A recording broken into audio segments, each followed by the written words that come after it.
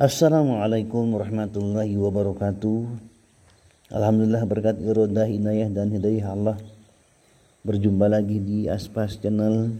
Aspas doakan semoga pemirsa beserta keluarga sehat walafiat, dijauhkan dari segala musibah, istiqomah melaksanakan ibadah dan diberkahi Allah Subhanahu wa taala. Amin ya rabbal alamin. Adapun tema hari ini adalah tidak perlu permisi pada batu atau pohon. Pemirsa, kita mungkin pernah mendengar istilah batu atau pohon keramat, angker dan ada penunggunya. Kalau pernah, bagaimanakah sikap kita ketika misalnya melewati jalan di dekat batu atau pohon itu? Apakah akan melewatinya sambil mengucap permisi ayah dan semacamnya? Atau mungkin sengaja mendatangi dan berharap pada batu atau pohon tersebut agar masa depan menjadi lebih baik? Kita pun boleh jadi pernah mendengar tentang dukun yang hebat, sakti dan ampuh. Apakah kita merasa takut terhadap ancaman kesaktian dukun tersebut? Atau mungkin kita sengaja berurusan dengan dukun itu untuk sebuah keperluan? Harus diakui di tengah masyarakat kita masih ada sebagian orang yang mencemari ketauhidannya dengan batu, pohon, dan dukun. Dari yang takut sial dan dicelakai sampai yang berharap rezeki, jodoh, pangkat, jabatan, dan sebagainya. Batu, pohon, atau dukun yang dijadikan tumpuan. Padahal Rasulullah Sallallahu Alaihi Wasallam pernah bersabda, siapa yang mendatangi dukun atau sejenisnya, lalu dia mempercayai apa yang dikatakan dukun itu, maka sungguh dia telah mengingkari apa yang dibawa Muhammad.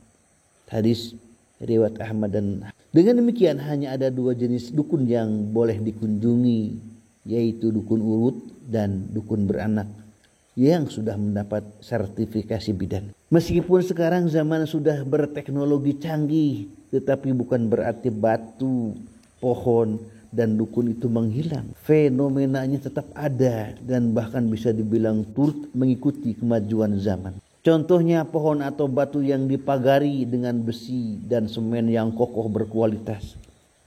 Atau dukun yang membuka layanan SMS atau lewat internet, WA, dan sebagainya.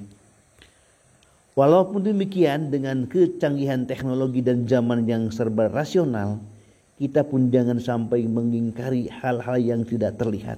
Bisa jadi pada batu atau pohon yang dikeramatkan itu memang ada jin atau setan penunggunya.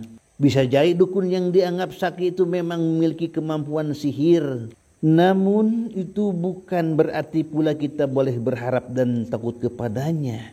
Takut dan harap kita hanya kepada Allah Subhanahu wa taala. Batu dan pohon yang diangkerkan, dukun yang dianggap sakti, setan atau jin, termasuk kita sendiri dan seluruh makhluk adalah ciptaan Allah.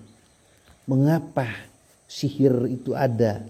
Misalnya dalam Al-Quran surah Al-Baqarah ayat 102 disebutkan bahwa dia merupakan cobaan bagi manusia. Dan wajib diingat, sekalipun seluruh keangkeran dan kesaktian itu bergabung menyatukan kekuatan dan kehebatannya, dia tetap tidak akan pernah bisa mengancam, menyentuh maupun mengubah masa depan kita sedikit pun, kecuali dengan izin Allah.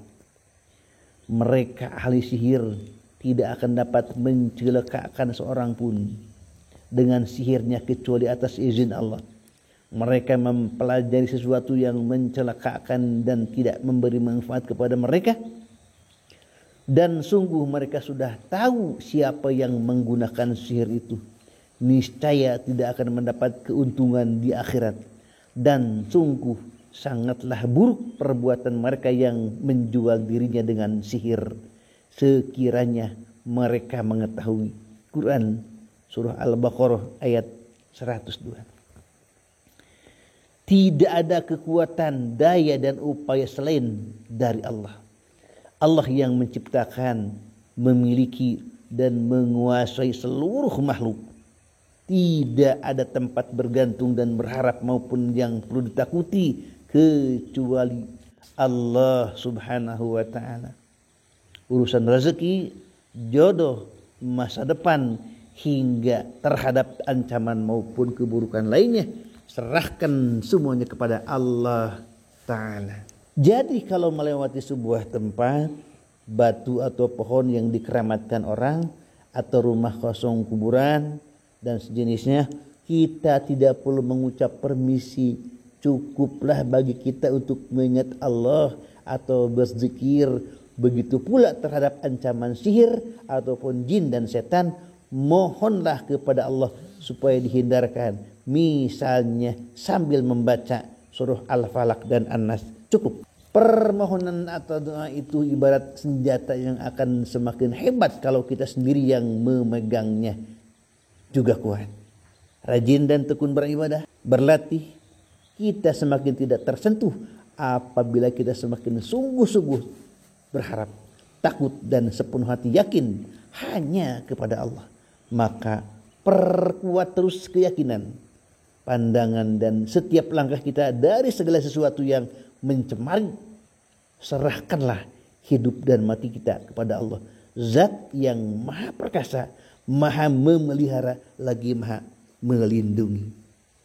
Pemirsa, jangan lupa di like, di komen, di share dan di subscribe. Semoga menjadi amal jariah untuk bekal di akhirat kelak. Amin ya rabbal alamin. Tetap semangat. Assalamualaikum warahmatullahi wabarakatuh.